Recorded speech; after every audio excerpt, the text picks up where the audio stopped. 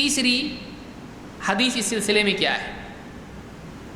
اس رات میں قیام کرنا اور اگلے دن روزہ رکھنا، یہ بھی لوگ کرتے ہیں، اور یہ روایت ذکر بھی کی جاتی ہے خطبات وغیرہ میں۔ آئیے دیکھتے ہیں یہ روایت کیسی ہے۔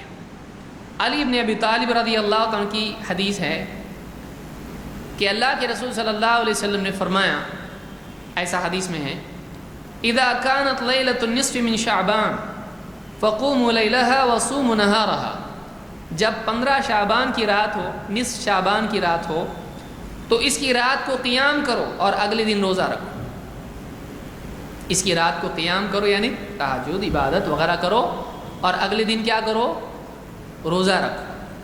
فإن اللہ ينزل فيها لغروب الشمس إلى سماء الدنيا، اس لیے کہ اللہ تعالیٰ اس رات کے سورج کے غروب ہوتے ہی آسمان دنیا کی طرف نازل ہوتا ہے۔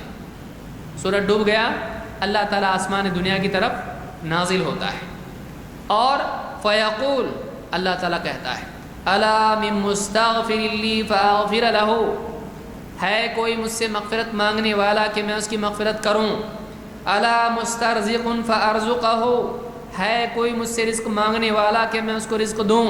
الا مبتلا فاعافیہ، الا مبتلا فاعافیہ، کہ ہے کوئی مصیبت میں مبتلا کہ میں اس کو عافیت دوں۔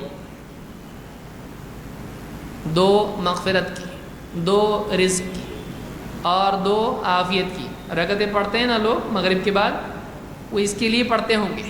کوئی تو بتایا ہوگا 2 رکعت پڑھ کے مانگو یہ، 2 رکعت پڑھ کے مانگو وہ، 2 رکعت پڑھ کے مانگو یہ وہ، تو اس کی کوئی دلیل ہے نا؟ یہ دلیل مل رہی ہے، لیکن اس میں نماز کا ذکر ہے وہ بھی نہیں ہے، لیکن حدیث کیسی وہ آگے ہم دیکھیں گے۔ الا کذا الا کذا حتی یطلع الفجر، اللہ تعالیٰ مسلسل اس طرح سے اعلان کرتا رہتا ہے یہاں تک کہ فجر کا وقت آ جاتا ہے، یعنی مغرب سے کب تک چلتا ہے یہ سلسلہ؟ فجر تک، مغرب سے عشاء تک نہیں ہے، مغرب سے فجر تک ہے۔ لیکن صحیح ہے کیا؟ پہلے یہ بھی دیکھیں گے۔ اس حدیث کو کس نے روایت کیا ہے؟ ابن ماجہ اور بیہقی نے شعب الایمان میں، لیکن یہ حدیث بھی کیسی ہے؟ موضوع، گھڑی ہوئی ہے۔ کیوں؟ اس لیے کہ اس میں 3 علتیں ہیں، پچھلی میں 2 پرابلم تھے، اس میں کتنے ہیں؟ 3، بڑھتے جا رہے ہیں۔ نمبر 1، پہلا راوی اس میں ہے ابراہیم ابن محمد۔ حافظ ابن حجر اس راوی کے بارے میں کہتے ہیں صدوق یخطی، یہ راوی سچا تو ہے لیکن غلطیاں کرتا ہے۔ حدیث میں کیا کرتا ہے؟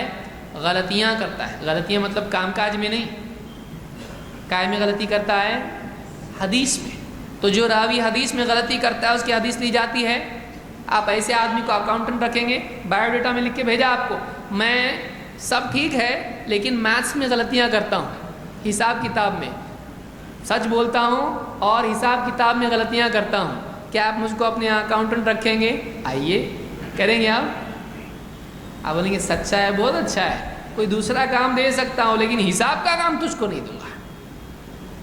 سچا ہے، بہت اچھی بات ہے، چوکی داری دے سکتا ہوں، دوسرا کچھ کام دے سکتا ہوں، ایڈوائزر بنا سکتا ہوں، لیکن اکاؤنٹنٹ تو یہ سچا ہے، لیکن حدیث میں کیا کرتا ہے؟ غلطیاں۔ تو اس کی باقی چیزیں تو لی جا سکتی ہے لیکن حدیث میں غلطیاں کرتا ہے، وہ نہیں لیا جائے گا۔ یہ اس لیے ایک پہلی علت ہوئی۔ دوسرا راوی معاویہ ابن عبداللہ ابن جعفر، اس راوی کے بارے میں ابن حجر کہتے ہیں مقبول، یہ راوی مقبول ہے۔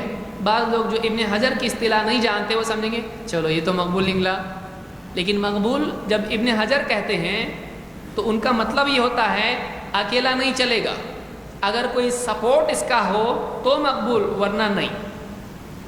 یعنی ابن حجر نے اپنی کتاب کی شروعات میں لکھا ہے کہ میں کسی کو مقبول کہوں تو کیا مطلب ہے؟ اگر اس کے سپورٹ میں کوئی اور حدیث ملتی ہے تب تو مقبول ہے، نہیں تو نہیں، ورنہ لین الحدیث کو مانا جائے گا۔ تقریب التہذیب میں مقدمے میں انہوں نے بات کہی ہے، تو یہ بھی سپورٹ نہیں ہونے کی وجہ سے نہیں لیا جائے گا، ورنہ پہلی وجہ سے تو ویسے ہی حدیث کیا ہو گئی؟ ریجیکٹ ہو گئی۔ تیسری چیز کیا ہے؟ یہ تھوڑا خطرناک اور بھیانک اور ڈینجر ہے ذرا، اس کی وجہ سے پچھلی چیزیں چھوٹی لگنے لگیں گی آپ کو۔ کیا ہے؟ تیسرا راوی عبداللہ، اس کے سند میں تیسرا راوی ہے ابن ابی صبرہ، بعض لوگوں نے غلطی سے اس کو بصرہ کہا ہے یا بصرہ کہا ہے، صبرہ ہے، ابن ابی صبرہ۔ حافظ ابن حجر کہتے ہیں ضعیف، یہ راوی کمزور ہے۔ عبداللہ ابن امام احمد اپنے والد سے نقل کرتے ہیں کہ امام مالک اس راوی کے، امام احمد ابن حنبل اس راوی کے بارے میں کہتے ہیں لیس بشیء کان یضع الحدیث ویکذب، یہ راوی بالکل بے قیمت ہے، لیس بشیء، کچھ نہیں ہے یہ۔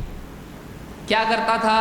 کان یضع الحدیث، حدیثیں گھڑتا تھا، ویکذب، اور جھوٹ بھی بولتا تھا، دین میں بھی جھوٹ، آؤٹ سائڈ دین بھی جھوٹ، حدیث کے بارے میں بھی جھوٹ اور جھوٹی جھوٹ، تو حدیث گھڑنے والا راوی ہے۔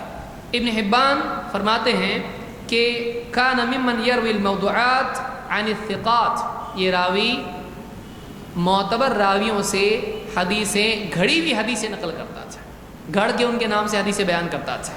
لا یجوز الاحتجاج بہ، اس راوی کی حدیث سے دلیل لینا جائز نہیں۔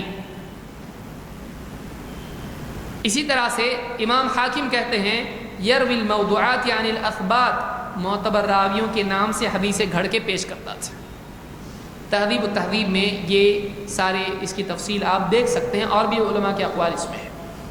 تو یہ 3 پرابلم اس حدیث کی سند میں ہیں، پھر بھی لیں گے آپ اس کو نہیں لے سکتے۔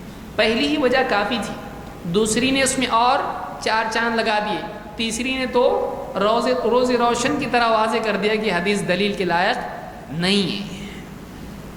تو یہ روایت موضوع ہے، اس لیے کہ اس کو بیان کرنے والا حدیث گھڑنے والا راوی ہے۔ تو معلوم یہ ہوا کہ اس رات کو قیام اللیل کرنا اور اگلے دن روزہ رکھنا، اس کی جو حدیث ہے وہ صحیح نہیں ہے۔ جن لوگوں نے اعتراضات کی ان کا کچھ جواب دیا نہیں ہے، چپ ایک دم، کچھ نہیں، ٹھیک ہے۔ اور آگے آئیے،